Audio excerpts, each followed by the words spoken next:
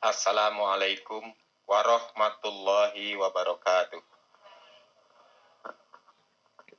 Alhamdulillah wa syukurillah wala haula wala quwata illa billah. Asyhadu an la ilaha illallah wahdah wa asyhadu anna Muhammadan abduhu wa rasuluhu wa la nabiyya ba'dah. Asyhadu an la ilaha illallah wa asyhadu anna Muhammadar Rasulullah. Allahumma shalli ala Muhammad wa ala ali Muhammad. Ibu-ibu dan bapak-bapak yang dimuliakan Allah Subhanahu wa taala. Bagi kita umat Islam, jadwal waktu sholat itu penting. Bahkan merupakan keniscayaan yang tidak dapat kita abaikan, karena pengamalan ibadah sholat baru dapat dinyatakan sah, salah satunya apabila ditunaikan dengan waktu yang telah ditentukan oleh pembuat hukum, pemberi peraturan, yakni Allah Subhanahu wa taala dan Rasul-Nya.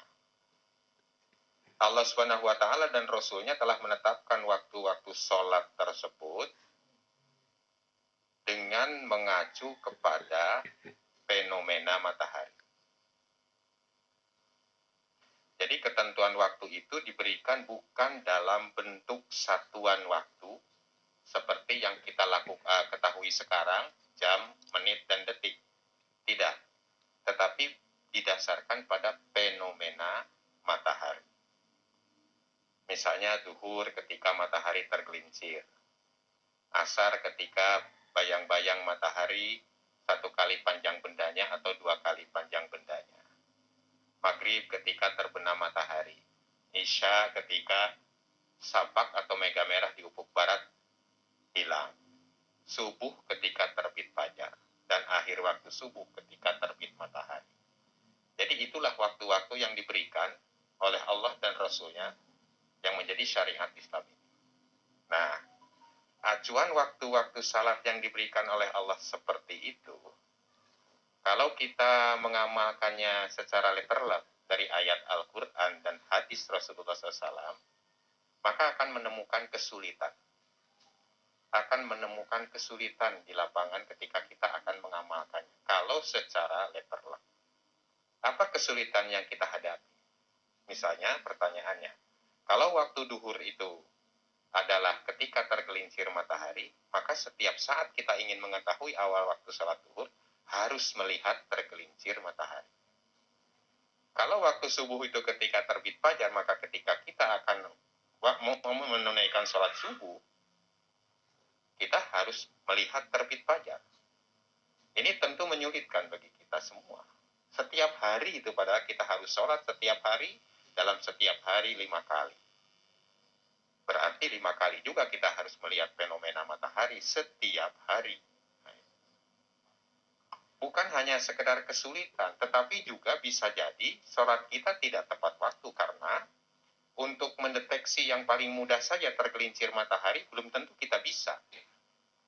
Kalau dalam keadaan cuaca terang, cerah, kita melihat matahari dengan mudah.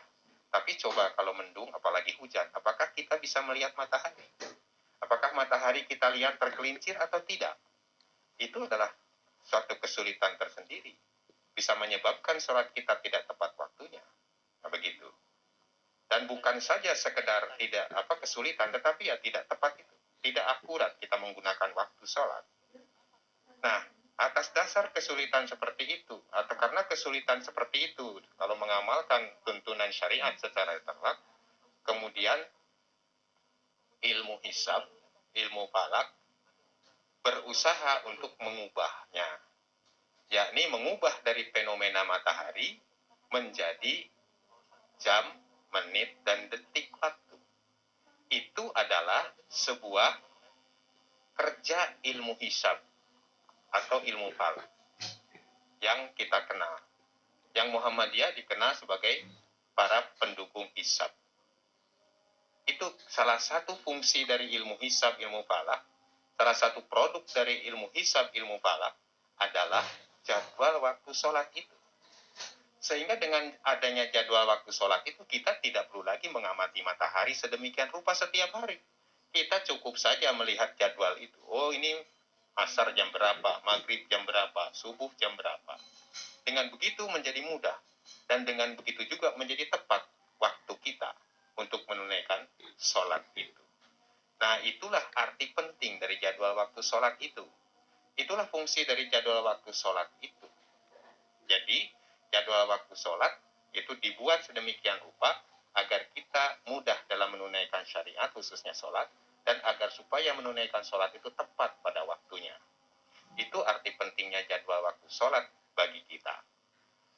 Nah, kalau kita melihat jadwal waktu sholat ini mengacu kepada fenomena matahari, maka matahari itu setiap hari bergulir dari timur ke barat, tanpa henti.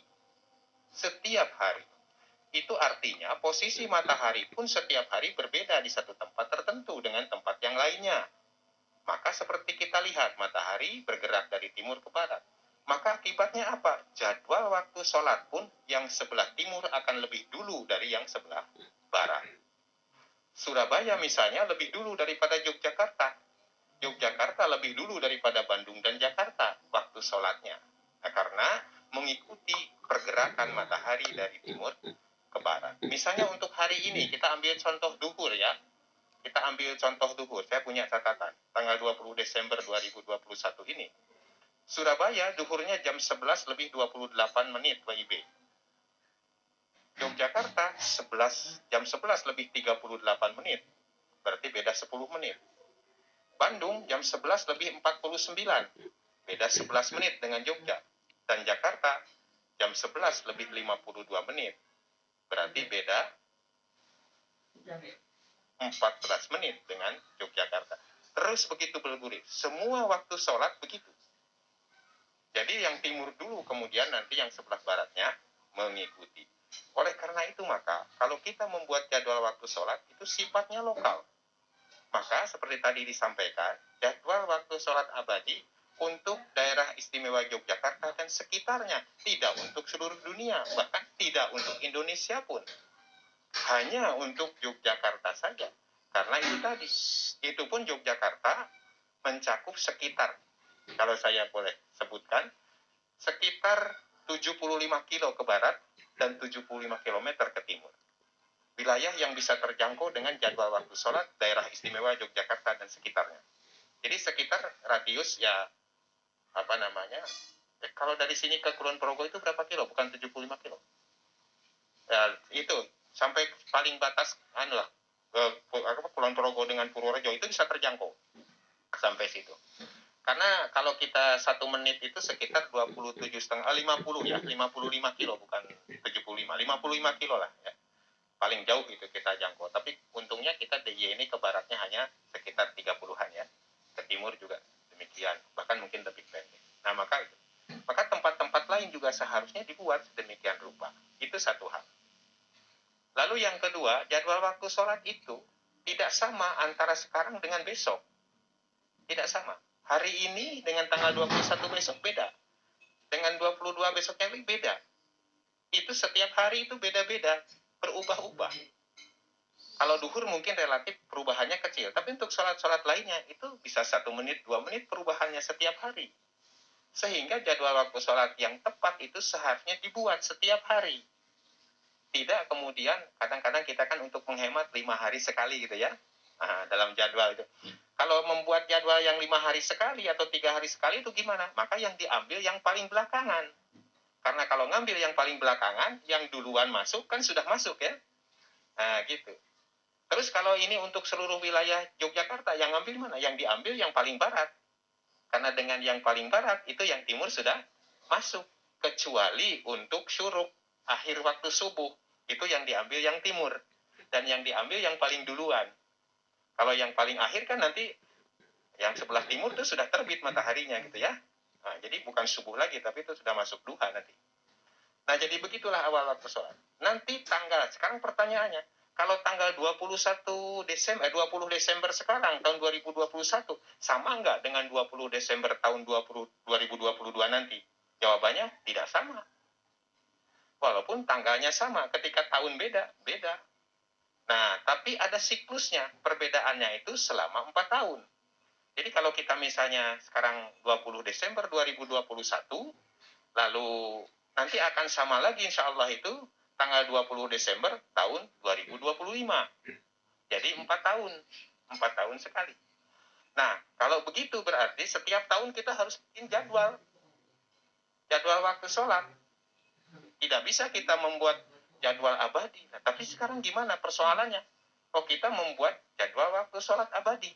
Nah, problemnya adalah, Ibu Bapak sekalian, sekarang ini, apalagi dari dulu sebenarnya, sekarang ini di masjid-masjid terutama, rata-rata sudah memakai jam digital. Jam digital itu disetting sedemikian rupa, tidak kita otak-atikkan setiap hari. Kalau kita tidak membuat jadwal sholat abadi, maka setiap tahun itu jam elektronik itu, jam digital itu harus disetting ulang, terus disetting ulang. Apalagi kalau kita harian membuat jadwal itu, disetting ulang terus-menerus.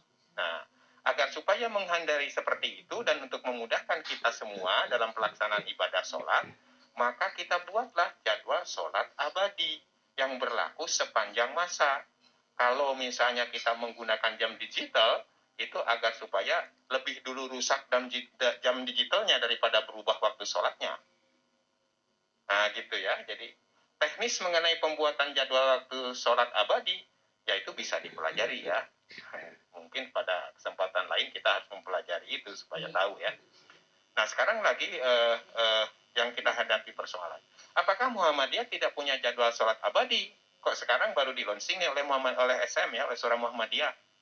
Oh tidak, dari dulu Muhammadiyah punya itu, hanya mungkin tidak semarak seperti sekarang ya. Setelah banyak jam digital punya, makanya yang lalu-lalu itu dasarnya adalah jadwal waktu sholat abadi. Hanya saja itu masih agak kasar kalau saya katakan, karena tidak detil setiap hari. Nah gitu. Nah sekarang kenapa harus dibuat lagi? Sehubungan dengan adanya putusan atau keputusan majelis tarjih atau tarjih, bahwa waktu subuh itu berubah sehubungan dengan terbit fajarnya yang berubah. Terbit fajarnya itu kalau sebelumnya ditetapkan min 20 derajat di bawah ufuk mataharinya, nah kemudian keputusan itu memutuskan min 18 derajat. Jadi berubahlah itu waktu terbit fajarnya sebagai akibat dari fenomena fajar dengan kedudukan matahari yang berbeda. Kalau dikonversi dengan waktu, rata-rata bedanya 8 menit. Sehingga orang yang menyederhanakan istilah cukup mengatakan waktu subuh mundur 8 menit. Nah gitu. Tapi bukan semata-mata mundur. Itu ada alasannya, ada argumentasinya. Ada argumentasinya, yaitu mengenai terbit fajar. Di mana matahari berada ketika terbit fajar. Itu yang dibahas dalam Munas yang lalu, Desember 2020. Dan sudah diputuskan, bahkan sudah ditampilkan ya saja.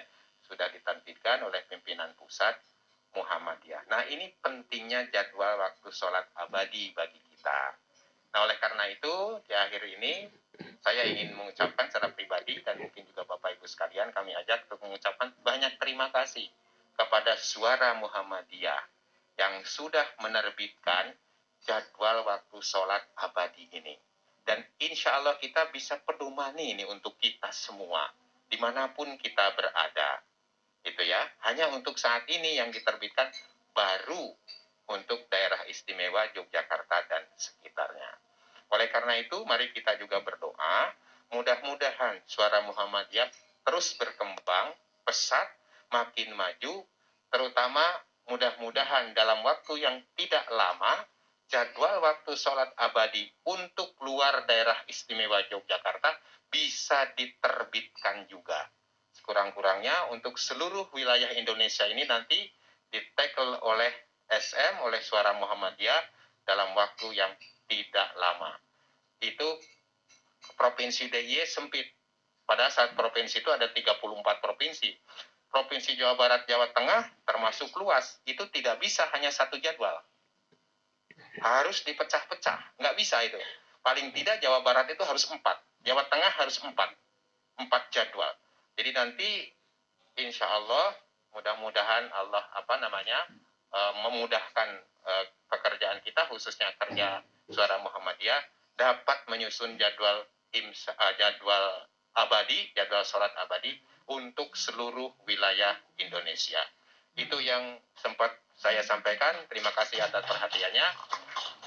Nasrun minallah wa fathun qarib wa basyiril mu'minin. Wassalamualaikum warahmatullahi wabarakatuh.